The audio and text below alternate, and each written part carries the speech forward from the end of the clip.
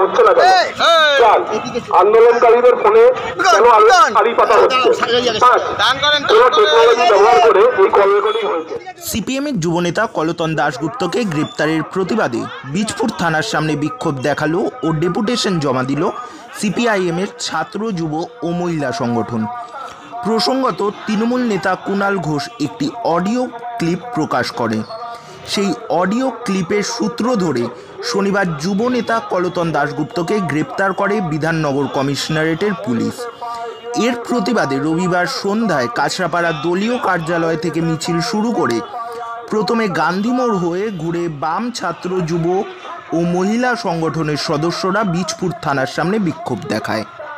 পরে ৫-৬ জনের একটি প্রতিনিধি দল কলতন দাশগুপ্তের নিঃস্বার্থ মুক্তির দাবিতে বীজপুর থানার ভারপ্রাপ্ত আধিকারিককে ডেপুটেশন জমা দেন। তাদের অভিযোগ, কালীঘাটের কাকুর কণ্ঠস্বর পরীক্ষা করতে এতদিন সময় লাগলো, আর কলতন দাশগুপ্তের অডিও একদিনে পরীক্ষা হয়ে গেল। এটা কি করে সম্ভব প্রশ্ন তাদের।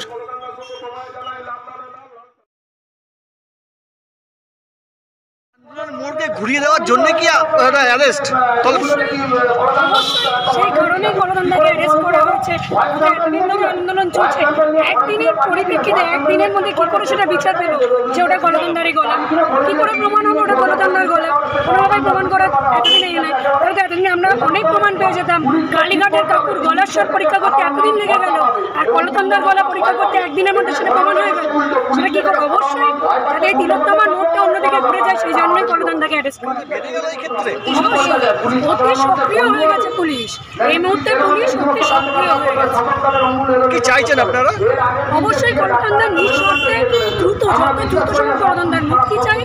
আমরা প্রথম থেকে যেটা চেয়ে এসেছি যে তিলোত্তমার বিচার চেয়ে আমরা প্রথম থেকে রাস্তায় রয়েছি, সেই তিলোত্তমা যেন বিচার পায়। আমরা যেমন রাস্তায় নেমেছি তেমনই রাস্তায় থাকবো। উনি কতদিন মানবেন না সেটাও আমরা দেখবো, ততদিন আমরা রাস্তায় থাকবো। যদি কলকাতার বুকে জুনিয়র ডাক্তাররা রাস্তায় থাকতে পারে, তাহলে কেন আমরা পারবো? আমরাও পারবো। আপনার নাম? শর্মিষ্ঠা চ্যাটার্জি। অভিযোগ, আরজিকর কাণ্ডে আন্দোলনের মুখ ঘুরিয়ে দিতে এই গ্রেপ্তারি। এদিন বিক্ষোভ মিছিলে উপস্থিত ছিলেন কাছড়াপাড়া লোকাল কমিটি SFI এর যুগ্ম আহ্বায়ক অনিকেত ভৌমিক ও শর্মিষ্ঠা চ্যাটার্জি, DYFI সভাপতি ও সম্পাদক রাজকুমার প্রসাদ ও অরিজিৎ চক্রবর্তী। এছাড়া উপস্থিত ছিলেন সারা ভারত গণতান্ত্রিক মহিলা ফেডারেশন কাছড়াপাড়া লোকাল কমিটির সভাপতি সুনিতা বিশ্বাস ও সম্পাদক সাধনা রায়। যে একটা অডিও ক্লিপ পাওয়া গেছে আর্টিফিশিয়াল ইন্টেলিজেন্সের যুগে, ভয়েস ক্লোনিং কোনো টাফ ব্যাপার না। সেই ক্ষেত্রে দাঁড়িয়ে কুণাল ঘোষ করে প্রেস কনফারেন্স করেছেন, একটি অডিও ক্লিপ দেখিয়েছেন সেই প্রেস কনফারেন্সের মধ্যে। সেই প্রেস কনফারেন্সের পরে অতি সক্রিয় হয়ে ওঠে এবং আন্দোলনকারী বামপন্থী ছাত্র যে আন্দোলন করছে তার অন্যতম মুখ কলতন দাশগুপ্তকে গ্রেপ্তার করা হয়েছে।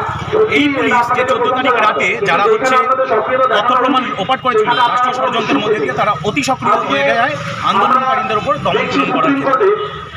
আমরা বলতে চাই যে এই অডিও ক্লিপটা এসছে তার সত্যতা যাচাই কীভাবে করা হলো, তার যে ভয়েস ক্লোনিং হয়নি সেটা কীভাবে ভেরিফাইড করা হলো, এবং যার কাছে যে অডিও ক্লিপটা এসছে তার উৎস কোথা থেকে, তাকে কেন জেরা করা হলো না, ডাইরেক্ট তুলে নেওয়া। আমরা আমাদের সংগঠন ভারতের ছাত্র ফেডারেশন, ভারতের গণতান্ত্রিক যুব ফেডারেশন, সারা ভারত গণতান্ত্রিক মহিলা সমিতি, কাছড়াপাড়া লোকাল কমিটির পক্ষ থেকে আজকে মিছিল করে এসে থানায় ডেপুটেশন যে উৎপীড়ন চলতে পারে। আমরা মনে করি এটি একটি স্বতঃপ্রণোদিত একটি ষড়যন্ত্র, পুলিশের মধ্যে দিয়ে সেটাকে সোচ্চারিত করা হয়েছে এবং সেটাকে নির্দিষ্ট করা হয়েছে। কি চাইছেন আপনারা? কি চাইছেন? আমরা বলছি নিঃশর্তে আমাদের অবিলম্বে মুক্তি দিতে হবে এবং কুণাল ঘোষকেও যেটা করতে হবে, সে এই অডিও ক্লিপটা কোথা থেকে পেয়েছে। এই অডিও ক্লিপের মধ্যে দিয়ে অনেক গভীর রহস্য বেরিয়ে আসে। অ্যাকচুয়ালি আন্দোলনরত বাংলার মানুষ যেভাবে জাগ্রত হয়েছে আরজিকর কাণ্ড ঘিরে, সেই মোড়টাকে ঘুরিয়ে দেওয়ার জন্য, সেটাকে রাজনীতিকরণ করার জন্য কিন্তু এটা একটি ষড়যন্ত্র বলে আমরা মনে করি।